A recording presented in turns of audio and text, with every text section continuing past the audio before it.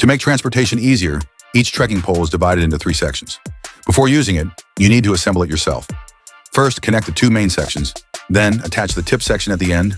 Gently twist the lock to make sure all parts stay in place and don't slide. Besides the regular tip protector, mud basket, and snow basket, we've included some useful accessories. This is the Selfie clamp.